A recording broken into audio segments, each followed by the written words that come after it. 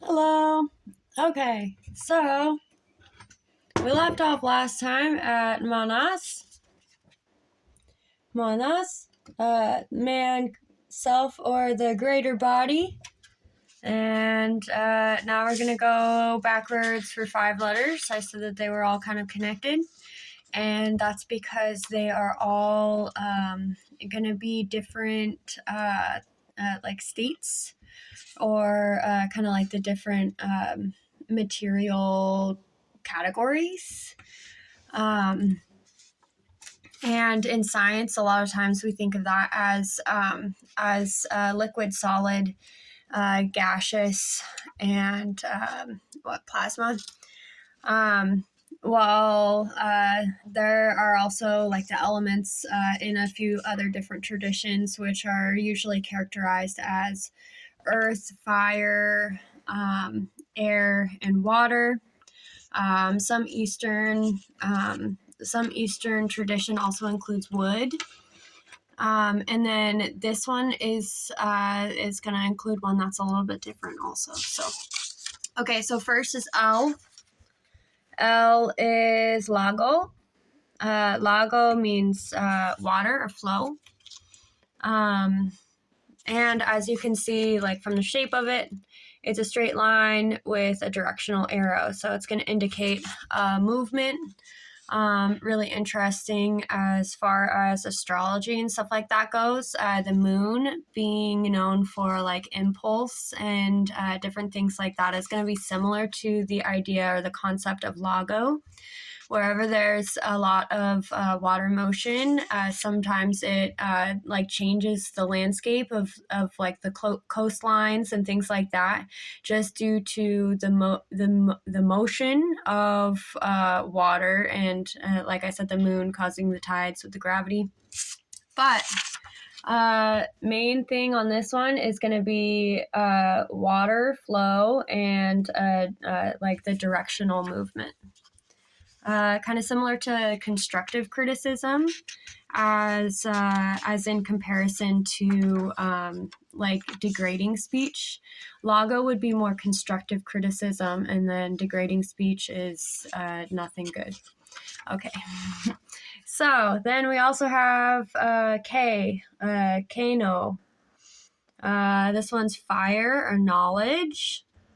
Okay, so we just had water, and right before water is fire. It's like a step in your life where you feel like you're starting to understand things, and you have that kind of like stored within the memory, like you actually understand concepts, and you're attaining knowledge and your own personal store of fire or light within. Next is J. This is Jera. And this is known as earth or harvest. A lot of times this is like interpreted as harvest, and that's because of these two directional arrows. It's kind of like the concept of life cycles, and how there's life, there's death, and there's balance between the two.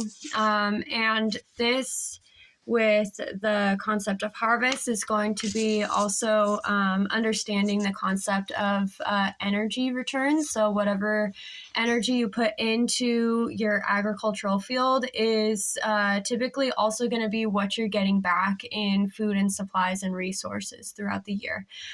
So this one, it's earth harvest. We just did water, fire, and this is earth. This one, like I said, with the process of cycles of life and death, it's also going to be because it is that equal return, like the concept of karma. So that one is karma. Let's see.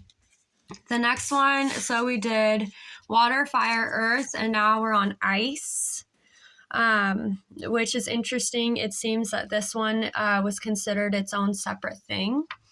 But ice, Isa, just a straight line. It's like one of the building blocks for essentially every other rune that's in here.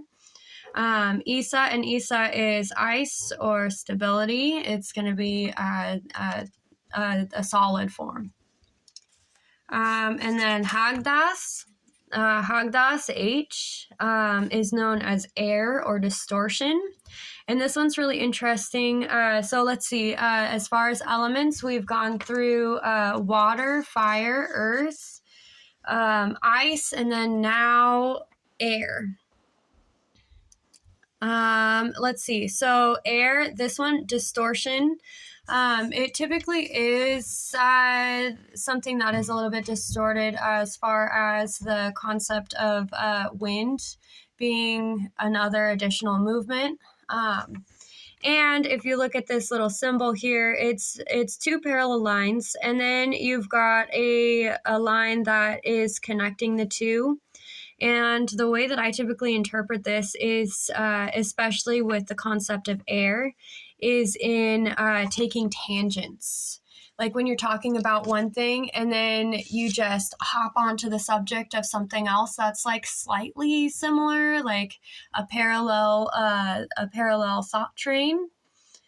So like you're talking about this and then you kind of just like get blown over onto this other one. You're taking a tangent. And spiritual speakers like Alan Watts are some of the best masters at actually navigating through the tangents, the Hagdas.